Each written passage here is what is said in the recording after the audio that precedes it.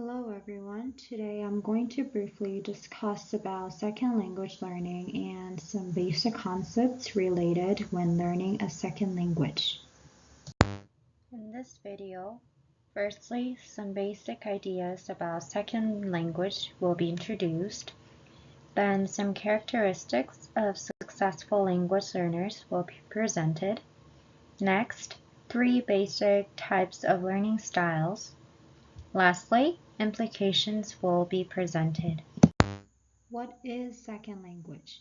Second language, which is also called as L2, is a language that learners acquire in addition to their first language, or also called as L1. Today, there are a lot of people who speak more than 2 languages. The third and the fourth language are also called as a second language. They're all considered as a second language. First language can be also called as a native language or mother tongue. And second language can also be called as non-native language or target language. Now let's go over acquisition versus learning. Acquisition is the process by which learners pick up a language in a target language environment. And learning is a conscious process of accumulating knowledge of language.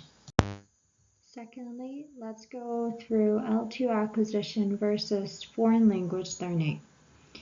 L2 acquisition is acquisition of a non-native language in the environment in which that language is spoken. Normally, learners acquire a second language after they have acquired his or her mother tongue language. On the other hand, foreign language learning is learning of a non-native language in the environment of one's native language. Each person has different styles when they learn a new language, and there are many characteristics of how to successfully acquire a second language.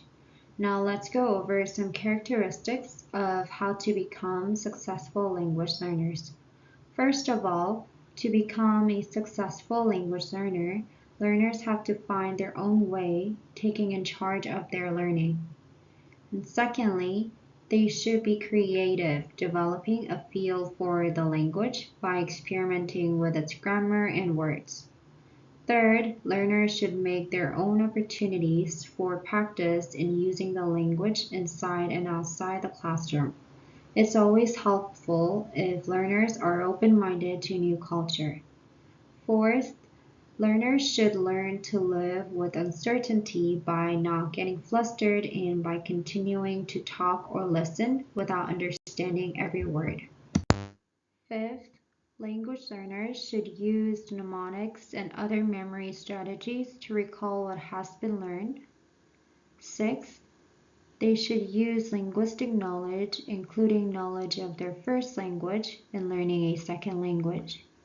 Seventh, use contextual cues to help them in comprehension. Eighth, learners should learn chunks of language as wholes and formalized routines to help them perform beyond their competence. Ninth, learn certain tricks that help them to keep the conversation going. 10th, learn certain production strategies to fill in gaps in their own competence. Lastly, language learners should learn different styles of speech and writing and learn to vary their language according to the formality of the situation. Each learner has different learning styles. The 3 basic types of learning styles are visual, auditory, and kinesthetic. Learners depend on senses when they process the information when learning. Some people tend to use one of their senses more than others. The following will be a discussion of the 3 most common learning styles. First of all, visual style learners prefer using graphs, charts, and illustration or other visual aids. They prefer using outlines and handouts when studying. Then secondly, Auditory learners prefer listening to recordings or lectures or other listening materials. Auditory styles can include activities such as having group discussions. And lastly, kinesthetic learning styles uses activities that would allow learners to move often. So providing physical activities during class would be preferred. Up to this point, characteristics of successful language learners and learning styles have been introduced. It's important that language learners understand their learning styles to become familiar with the second language later on. Language teachers should also take the differences of learning styles in the process of teaching.